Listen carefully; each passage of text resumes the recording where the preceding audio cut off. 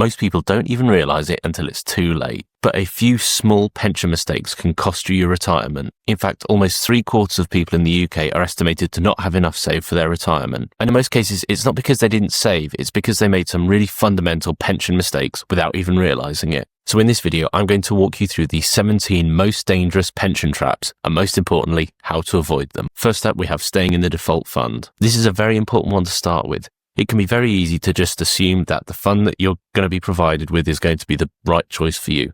But very often these are what are called lifestyle funds. The problem is that these default funds try and cater to everyone, and in catering to everyone, cater to absolutely no one. Just to give you an example, a friend of mine came to me and he said that his portfolio was 20% cash in a pension fund, 20% stocks, and the rest were bonds. And he's in his 20s. And I thought that's just absolutely nuts. When you're younger, you generally want to take advantage of the growth of companies, because when you're younger, you have time on your side to be able to ride out some of the ups and downs on the market, but still catch that big upward trajectory over time. So really making sure that you have a fund that is appropriate for you. Generally speaking, that means if you're younger, having a more aggressive risk appetite, and as you get closer to retirement and as you get older, gradually tapering that to a more steady set of asset classes. Take a look at the fund that your pension is currently invested in and make sure that it aligns with your investing goals. This is maybe one of the most important topics that we will cover, but there's so much more to get through. Next pension mistake is taking tax advice too late. So with the UK economy deteriorating from one day to the next, there have been tax changes which could have absolutely enormous implications for you. One of the key changes is that your pension pot will now be included in the value of your overall estate. This can potentially have catastrophic consequences, so making sure that you are taking tax advice as early as you reasonably can is going to be so important. We discuss this in a whole load of detail in this video just here. Link will be at the end as well. But this is something that you really need to start planning for. The UK tax code can be reasonably generous when it comes to passing on money to your loved ones over the course of your lifetime. This is predominantly through something called the 7-year rule. What the 7-year rule means is that the longer you can leave it between passing money on and when you eventually die, that will minimize their overall tax bill. So starting this stuff early can just make so much sense.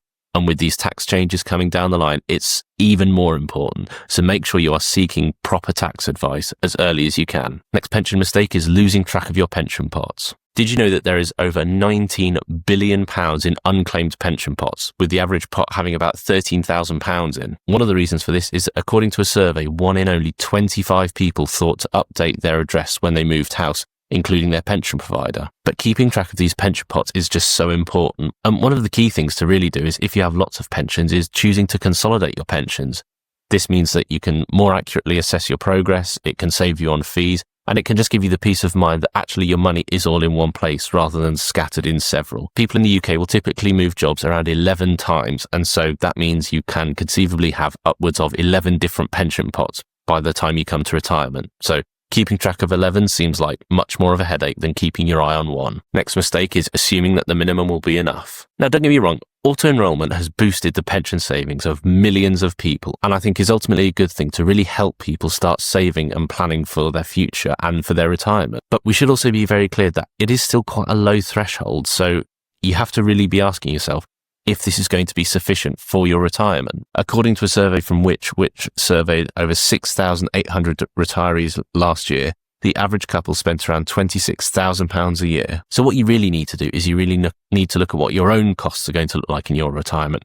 That's housing costs, that's choosing to run a car, that's care in your old age, all of those sorts of things, and coming up with a realistic budget of what you think your annual expenses are going to look like. There are also plenty of pension calculators online, which I would really recommend you looking into, and it's all about coming up with a plan that works for you.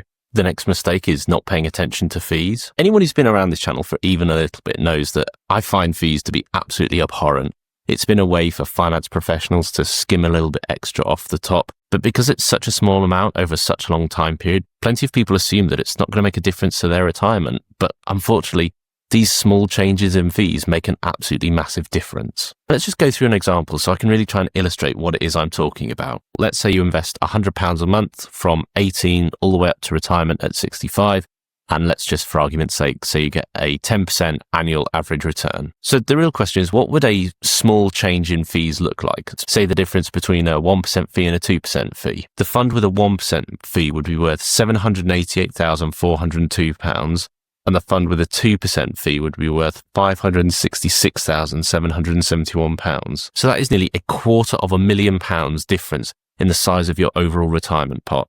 Don't be fooled by thinking that these are just small fees and they're tiny numbers. These small fee changes can make a massive difference. So really pay attention to the fees that you're being charged, neglecting your pension pots. Now, I get it. You don't necessarily want to be talking about your pension pots every day, and frankly, nor should you. But every so often, you should be checking in on them. Maybe it's every year, maybe it's every time you move jobs, something like that. But just having a regular check-in so you can make sure that you are tracking towards your target retirement amount, making sure that the fund that you've selected still aligns with your retirement targets. Just having these very occasional check-ins can just make such a big difference. This can even be things like if you get a 2% pay rise, you might decide to put 1% towards your pension. It's things like that, which I really want to emphasize. Small differences over these long investing time horizons can just make such a big difference. Next mistake is assuming one pension plan is the same as another. I must confess, this is one that I have a great deal of sympathy with. It is very easy to just assume you're putting money into your pension, and that's that, and job done, call it quits. But the truth of the matter is that there is so much variation, and I would say a mind-boggling amount of variation that you can get between different pension providers, but also between the same funds. This might be things like fees, which we've already discussed, but it might be how you can access your money, how you can nominate beneficiaries, what your retirement planning options can be, your ability to be able to transfer that pension to another provider. All of these are things that you really should be looking at when it comes to your pension plan. What I personally decide to do is every time I move jobs, I take the pension that I've accumulated from that job and I consolidate it into my own private pension. That way I get the best of both worlds. I get my employer matching contributions to the pension pot whilst I'm there, but then as soon as I don't get that benefit, I consolidate it into a single pension pot, which allows me to keep track of my pension and my retirement. The next mistake is turning down free money from your employer. Now, I think perfectly fair financial logic is that if you are lucky enough to have an employer that will match your pension contributions, you should absolutely be maximizing your contributions that your employer will match to. One of the things we talk a lot about on this channel is risk, how you can manage it, how you can mitigate it.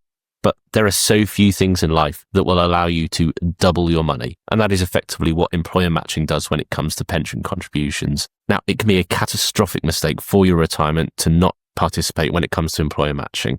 And don't forget, you also get tax relief on that money, which we'll come on to next. The next mistake is saying no to extra money from the government. Basically, anyone who decides against investing into a workplace or personal pension also potentially turns down help from the government. And that's basically because in order to encourage people to save for retirement, the government gives you all these tax benefits when it comes to making pension payments. Basically, how you receive these benefits from the government depend on the type of plan you have and the rate of your marginal rate of income tax. But as an example, if you're a basic rate taxpayer saving into a personal pension in the current tax year, you get 20% tax relief on your payments. So if you pay £200 a month into your pension plan, you'll get £40 of tax relief on that payment, which means it only actually costs you £160. And that's just for a basic rate taxpayer. If you're a higher or an additional rate taxpayer, you get even more tax relief. So it's even more worthwhile to pay into a pension. And I think it's also worth pointing out something else. Next mistake is expecting the state pension will ride to the rescue. It can be very easy to assume that you're going to get the state pension when you retire. And so why do you need a private pension?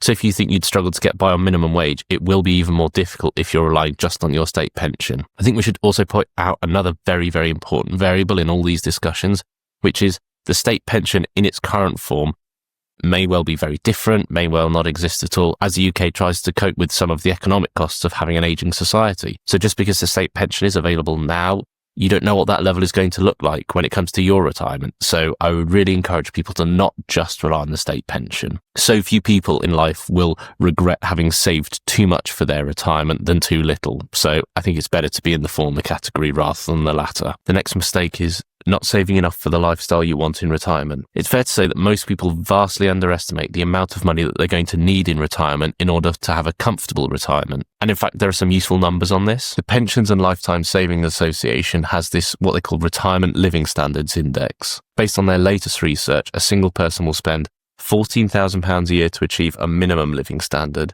£31,000 a year to achieve a moderate living standard, and £43,000 a year to achieve a comfortable living standard. For couples, it's £22,000 for the minimum living standard, £43,000 for moderate, and £59,000 for a comfortable living standard. So what you can really do is start to work backwards. Once you've got that income number in your head, you can use that to calculate the value that your pot needs to be.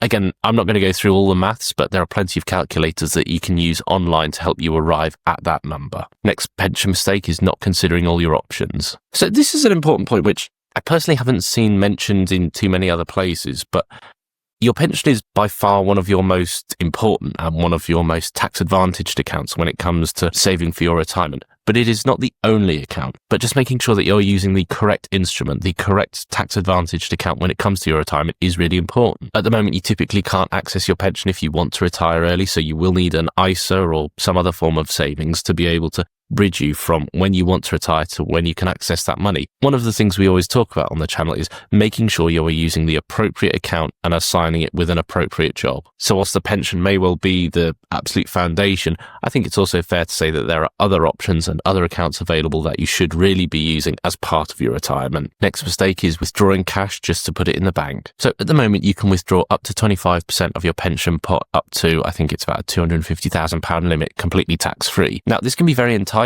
You don't pay any tax when you make pension contributions. In fact, as we've talked about, you get tax relief. Your money can then grow over time, and then you can pull 25% of that money out tax-free.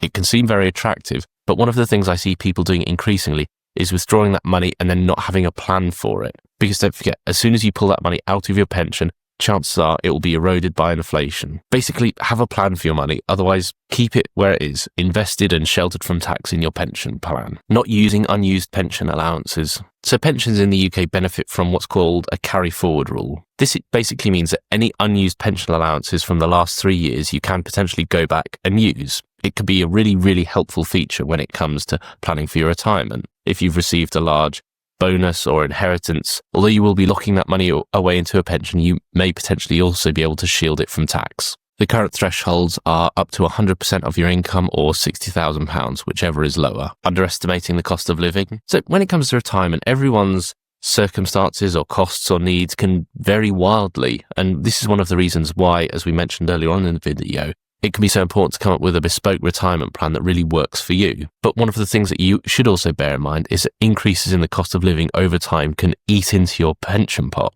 And so it can be really important to balance the short term wanting to spend your money on now and balancing that with potential care costs later on in life, not seeking guidance until close to retirement. Now, I know what you're thinking. We discussed this one already, but that was from a tax perspective. What we're talking about here is from a financial planning perspective. The two are very close, but they're not necessarily the same. You should really not make the mistake of assuming that financial advice is just for old people. People already have a lot of money invested and they're just deciding where to put their money. That's absolutely flawed thinking. Financial advice should also be telling you not just where to put your money, but how much you should be putting there. So working with a qualified and recommended financial advisor can be an important step. I just wouldn't necessarily pay through the nose in fees. Next mistake is de-risking too. As we mentioned at the start of the video, perfectly sound logic can be to take on more risk when you're younger. You have a longer time horizon in order to recover from those risks and can capture the upward trajectory of the market over the long term. As you get closer to retirement, you don't necessarily want that level of risk, and you also don't necessarily want that level of volatility. So people tend to move away from equities and towards things like bonds. But plenty of people can potentially make the mistake of de-risking too early and therefore potentially missing out on some important gains. We have two really important videos I think you should be watching. This video just here where we talk about changes to inheritance tax and how you can help pay less of it. Again, as we mentioned at the start of the video, changes to inheritance tax are potentially going to be a massive, massive bill for people who just don't plan for it now that pensions are getting included in the value of someone's estate. So really do watch this one. It can just complete the circle that we're trying to fill here. And then we have this video just here about tips from an ISA millionaire.